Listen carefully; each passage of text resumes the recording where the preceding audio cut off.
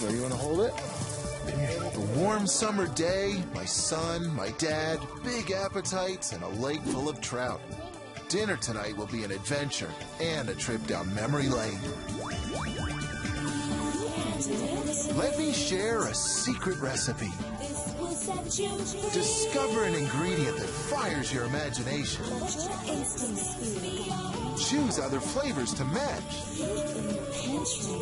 Find the best way to cook them. Simple is best. My secret recipe?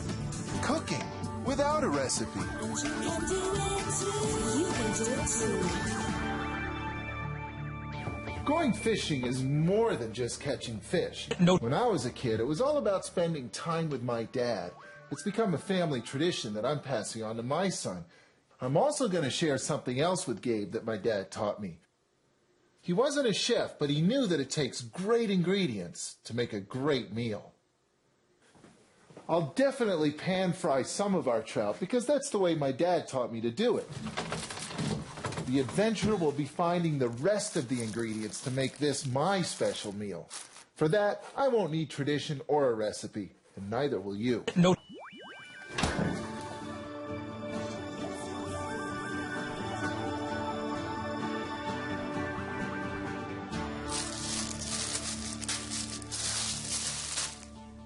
I never butcher fish on my regular cutting board. This goes aside when I get my fish board out. So this one's going to get filleted. I'll begin with a cut just behind the gill.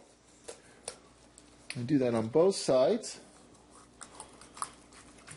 And then through that backbone right there. I'm going to save my scrap. And then I line up just over the backbone and ride along it like this. And this is why a sharp knife is so important. It just makes this job a lot easier. Flip it over and do the same thing.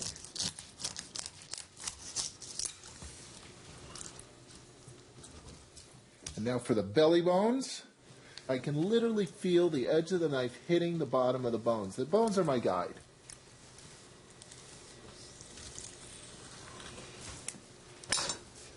Gabe's supper, 2 beautiful trout fillets, and now all I have to do is figure out a way to disguise them just in case.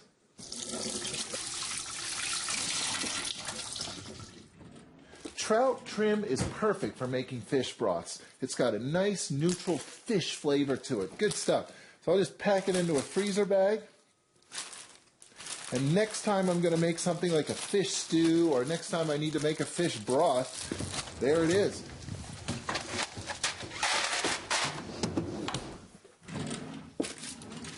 Another freezer bag. Put the fillets in there. Now notice what the fish are sitting on. They're sitting on a rack. The rack lifts them off the bottom of the pan. And that way, if any of the ice melts, the fish doesn't end up sitting in the melt water. That's the proper way to store fish.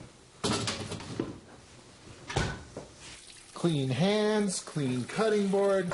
It's time to make a snack. Oh, there we go. All this talk about fish has me thinking about tuna fish sandwiches, something I learned how to make when I was a kid. I wasn't following any particular recipe, that's for sure. In fact, everything in the fridge was fair game. I put some wacky stuff in my tuna fish. Bruh.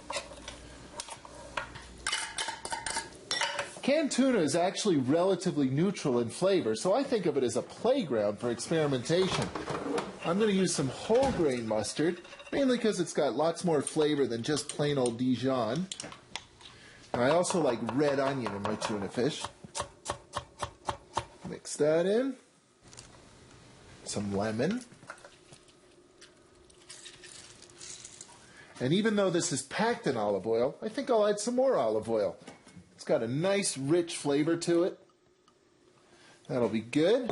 And a pickle. That's another one I discovered when I was a kid. And now I understand why pickle works so nicely in tuna fish. It's because of the acid, the vinegar in the pickle. It's got a nice bright flavor to it. It'll brighten this tuna fish up really well. Some salt and pepper.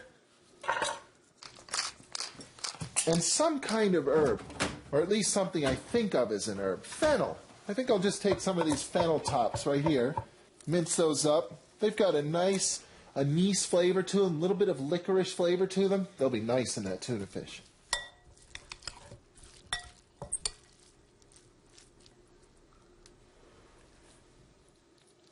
And now the finishing touch, the master stroke I figured out when I was 8 years old.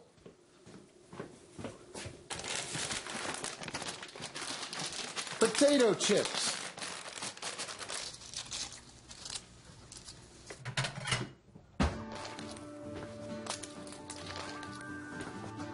Tastes just as good now as it did 30 years ago. No.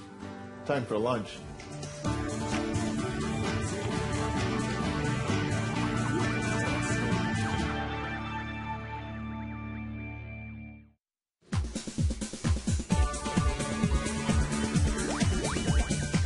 I love the way food is so closely tied to any family's traditions, and I'm really enjoying sharing things I used to do with my dad with my son. Traditions like going fishing, then cooking up the catch. The trout are relaxing in the fridge under bags of ice.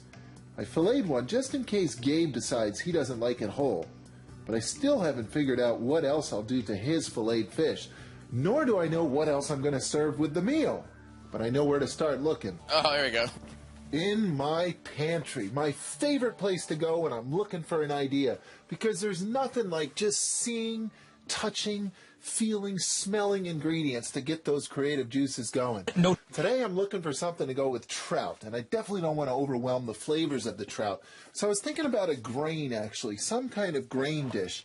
I've got bulgur wheat, I've got brown rice, I've got whole wheat grains, but those are all actually fairly strong flavors. So I'm thinking neutral barley.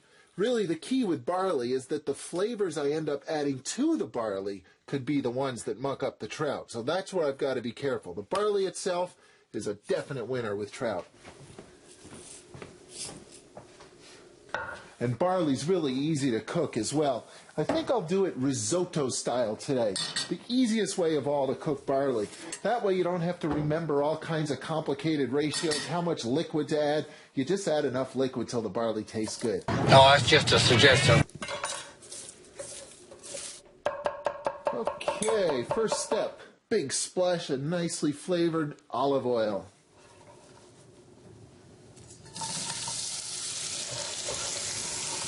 While the onion's brown, I need to heat up some chicken broth.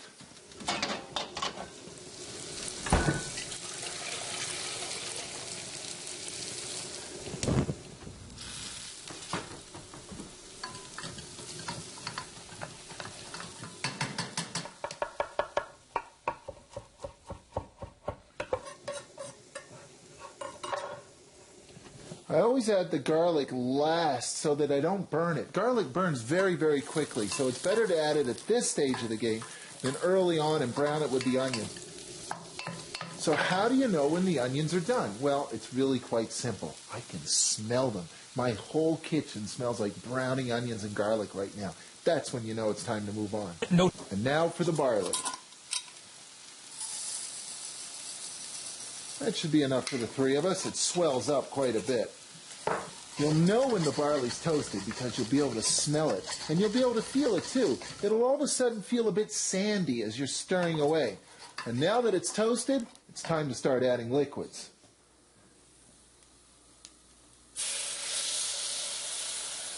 So I'll add just enough to cover what's in the pan right now. Then I'll turn the heat down to a bare simmer. I don't want this boiling so much as I want it simmering. I've got one more ingredient that needs to go in there now, a bay leaf. This will add the perfect savory tone to this. There we go. Now, as the liquid starts to get absorbed, I'll add more liquid. And that's why the liquid has to be hot, because that way the temperature will stay even the whole time I cook the barley. I'm also looking for another dish to contrast with the trout. Something like my dad's favorite salad. There we go, 400 degrees. I'm going to roast this eggplant. Here's how I do it. Very simple, really. I'm just going to cut some nice thick slices, just like this. And then I'm going to brush them with olive oil and pop them into a 400-degree oven and caramelize them.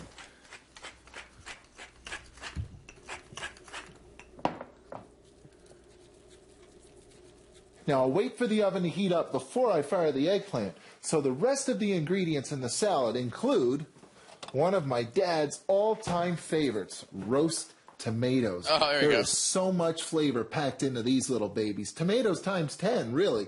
And they're so simple to make.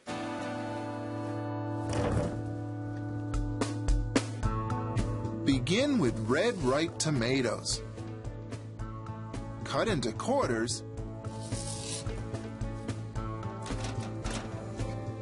Then season with salt and freshly ground pepper.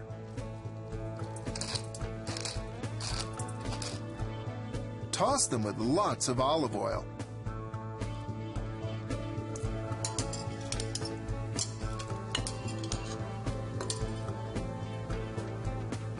Position in a baking pan, covering the bottom with a single layer. Slowly roast in a preheated 350-degree oven until lightly brown and slightly shriveled, about an hour.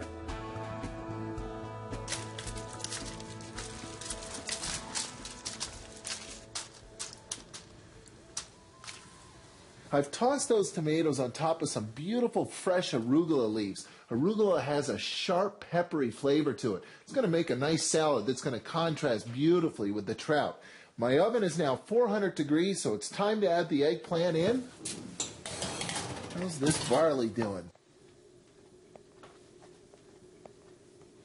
Still a little bit crunchy.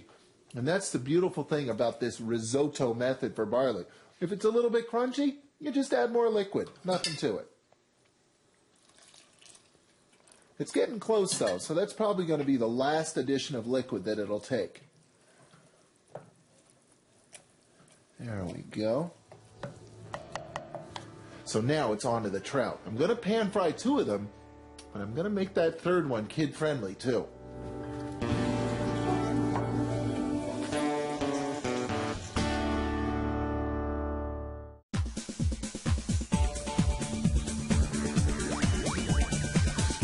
Food is one of the best ways to create traditions for your family that they'll treasure forever. So I'm passing down my dad's love of fishing and cooking to my son Gabe. I've got 3 trout, 2 to pan fry, and 1 to jazz up a bit for Gabe. I also decided to make barley to go with the fish. I began with a flavor base of browned onions and garlic, then added the barley grains. I do want to finish that off with another flavor though, maybe some asparagus. The barley's flavor is very neutral, so the asparagus will stand up nicely and add a beautiful vegetable flavor to the overall dish. This is going to be really good. So I'll simply stir that in, and as I look at it, I can see I don't have enough liquid in it. I've also run out of chicken broth. No problem. I'll simply add a splash of water. Won't take very much. That little bit of water will steam up and cook that asparagus through in no time, just a few minutes. I'll let this simmer just long enough for that asparagus to get nice and tender and stay bright green. Now for the eggplant. There it is. Just look at that. Golden brown and beautiful. And best of all, if you look closely, you can see there's an opaqueness to it. And that means it's got the texture I'm looking for. Eggplant takes on this beautiful, silky, smooth texture in the mouth that's going to be perfect in that salad. It's still too hot to cut up though, so I'll leave that sit for a few minutes and get on with the trout.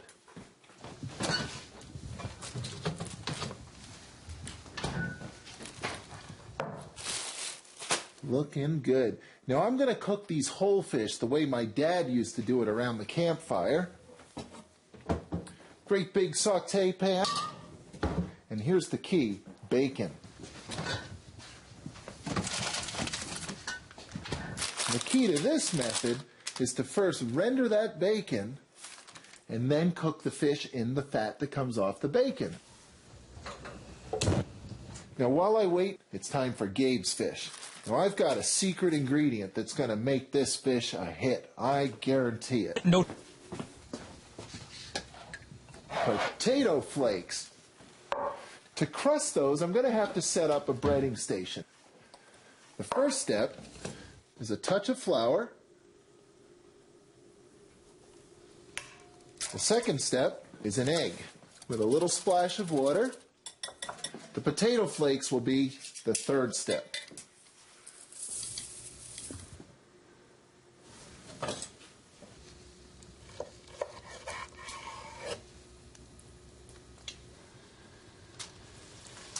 And here's how breading works.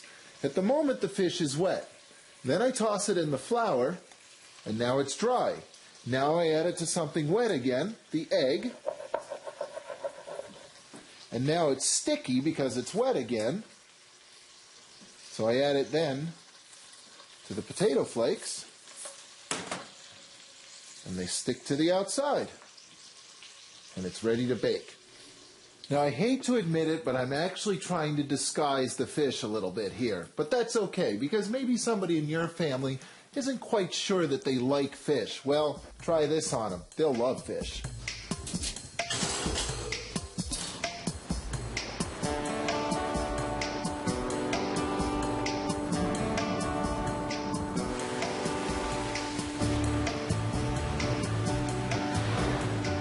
Fish is one of the healthiest possible foods you can feed your family. Yet here in North America, our food culture tends to rotate around meat. But hey, the fats in meat are not doing us any favors.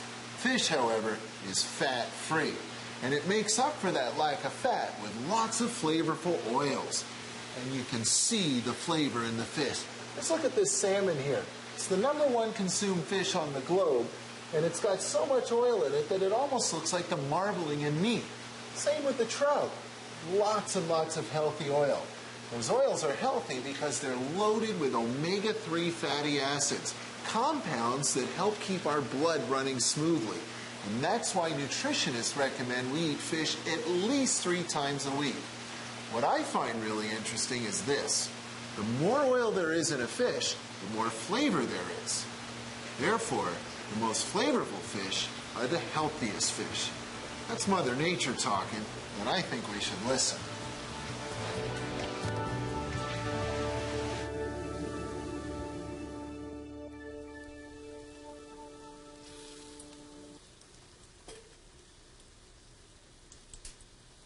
A little bit of flour on the outside of those fish, they'll crisp up nicely.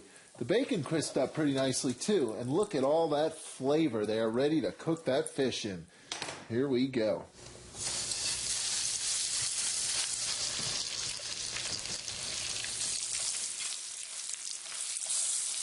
Pan-fried trout and bacon grease. Nothing could taste better than that. These fish will take about 8 to 10 minutes per side to cook through. That's more than enough time to get all this food onto the dining room table and track down my dad and my son.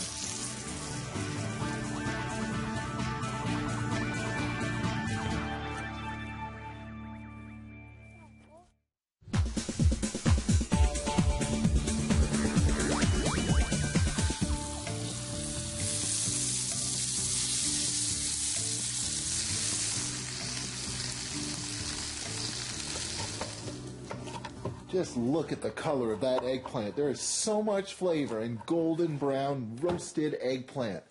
This is one of my dad's all-time favorite salads. It's a flavor combination that I used to serve in my restaurant all the time. He's going to love this. Now for the risotto. Barley risotto's looking good. I'm just going to finish that up like I would any risotto with some good Parmesan cheese. There we go. Stir that in. Oh boy, is that going to be good.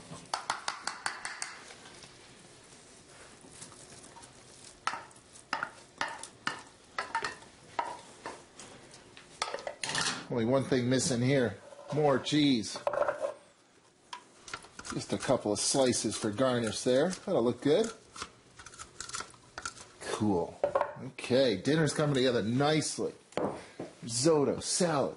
Now for the main event, the trout. Boy, these turned out good. Just look at that.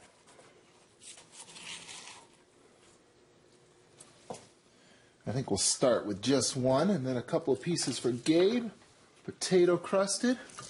I just know he's going to love this.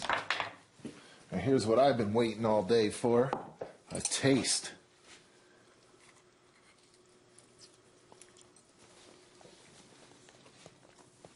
Perfect. It just tastes fresh. It tastes awesome. You know, this trout is not just dinner. It's a link from my dad through me to my son. I think it's a new tradition that Gabe will treasure for the rest of his life because that's what food at its best does. It brings family together. Are you going to have some fish with Granddaddy? Just looks good. Oh, that's the lemon water. I like these tomatoes, Michael. Excellent. Do you want to try a piece? No, it's a big fish. Yeah. Oh, in the water. In the water, right. Okay, squeeze some juice on your fish. Good boy. Wow-wee. Let me cut it for you. Let me cut it. You want a tomato? No, tree. A tree. He calls salad greens trees. Thanks for the memories. You're quite welcome.